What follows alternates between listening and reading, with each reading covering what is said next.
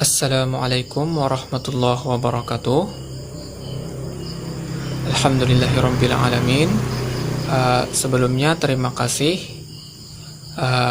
karena kami sudah bisa diberi kesempatan dalam mempresentasikan hasil dari kerja kami, yaitu makalah yang berjudul Media dan Integrasi ICT dalam Pembelajaran.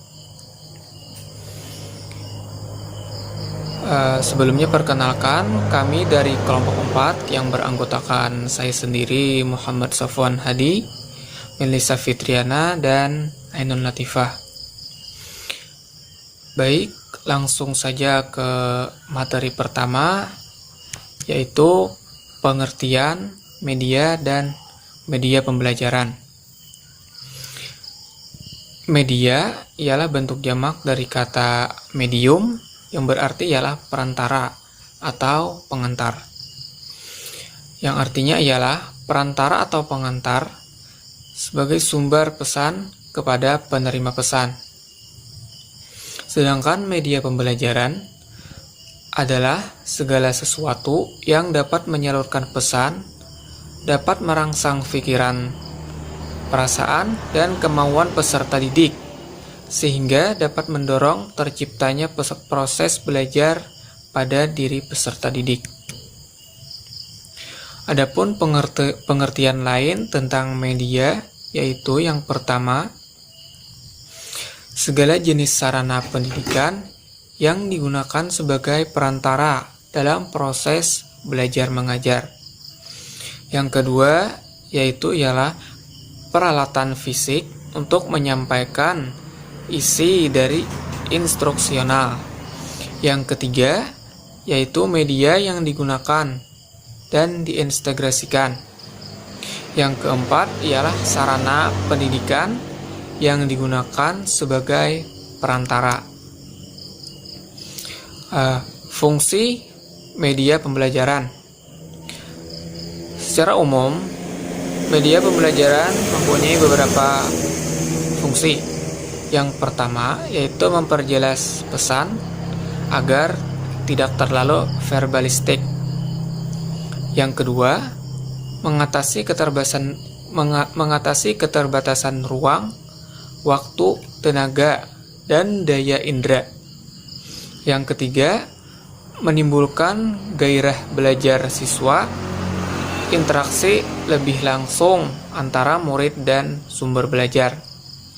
Yang keempat, yaitu memungkinkan anak belajar mandiri sesuai dengan bakat dan kemampuan visual, auditori, dan kinestetiknya. Yang kelima, yaitu memberi rangsangan yang sama, mempersamakan pengalaman, dan menimbulkan persepsi yang sama. Oke, sekian, terima kasih. Untuk materi selanjutnya akan dijelaskan oleh teman kami. Selanjutnya, manfaat media pembelajaran. 1. Penyampaian pelajaran menjadi lebih baku. 2. Pembelajaran bisa lebih menarik. 3. Pembelajaran menjadi lebih interaktif dengan diterapkannya teori belajar dan prinsip-prinsip psikologis. Yang keempat, lama waktu pembelajaran yang diperlukan dapat dipersingkat karena kebanyakan media hanya memerlukan waktu yang singkat. Yang kelima, kualitas hasil belajar dapat ditingkatkan. Keenam, pembelajaran dapat diberikan kapan dan di mana diinginkan. Yang ketujuh, sikap positif siswa terhadap apa yang mereka pelajari dan terhadap proses belajar dapat ditingkatkan. Dan yang terakhir, peran guru dapat berubah ke arah yang lebih positif. Macam-macam media pembelajaran. Yang pertama, media audio. Nah, media pelajaran audio ini berfungsi untuk menyalurkan pesan audio dari sumber pesan ke penerima pesan. Media audio berkaitan erat dengan indera pendengaran. Yang kedua, media visual. Media pembelajaran visual adalah media yang hanya mengandalkan indera penglihatan. Jenis media pembelajaran visual menampilkan materialnya dengan menggunakan alat proyeksi atau proyektor. Selanjutnya, media audiovisual. Media pembelajaran audiovisual merupakan media yang mampu menampilkan suara dan gambar. Media serbaneka. Media pembelajaran serbaneka merupakan suatu media yang disesuaikan dengan potensi di suatu daerah, di sekitar sekolah atau di lokasi lain, atau di masyarakat yang dapat dimanfaatkan sebagai media pengajaran. Selanjutnya, gambar fotografi. Gambar fotografi diperoleh dari beberapa sumber, misalnya dari surat kabar, lukisan, kartun, ilustri, atau foto yang diperoleh dari berbagai sumber. Dan yang terakhir, peta dan globe. Peta dan globe ini berfungsi untuk menyajikan data-data lokasi seperti keadaan permukaan. Assalamualaikum warahmatullahi wabarakatuh. Perkenalkan, nama Ulun Ainun Latifah dengan NIM 202012122331. Di sini Ulun ingin membacakan materi yang terakhir, yaitu C. Multimedia pembelajaran. Pengertian media pembelajaran. Multimedia adalah alat bantu penyampai pesan yang menggabungkan dua elemen atau lebih media, meliputi teks, gambar, grafik, foto, suara, film, dan animasi secara terintegrasi. Kemudian, menurut Roach, multimedia merupakan kombinasi dari komputer dan video. Sedangkan menurut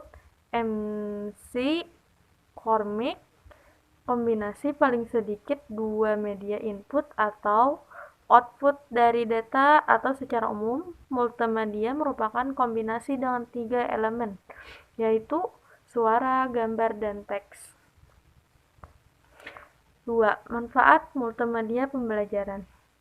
Nah, dalam pendapat Kustandi dan Sujipto, manfaat yang dapat diperoleh tersebut adalah A. Proses pembelajaran lebih menarik, B. Interaktif, C. Jumlah waktu mengajar dapat dikurangi, D. Kualitas pembelajar dapat ditingkatkan, dan E. Proses pembelajaran dapat dilakukan kapan dan di mana saja. 3. Keunggulan multimedia pembelajaran. Yang pertama yaitu memperbesar benda yang sangat kecil dan tidak tampak oleh mata, seperti kuman, bakteri, elektron, dan lain-lain. Nah, itu kan kelihatan, kan dapat diperbesar. Yang kedua, B. Memperkecil benda yang sangat besar yang tidak mungkin dihadirkan di sekolah, seperti gajah, rumah, gunung, dan lain-lain. Yang ketiga, C. Menyajikan benda atau peristiwa yang kompleks, rumit, dan berlangsung cepat atau lambat, seperti sistem tubuh manusia, bekerjanya suatu mesin, beredarnya planet Mars, berkembangnya bunga, dan lain-lain. Yang keempat, karakteristik multimedia pembelajaran. Karakteristik multimedia pembelajaran adalah sebagai berikut.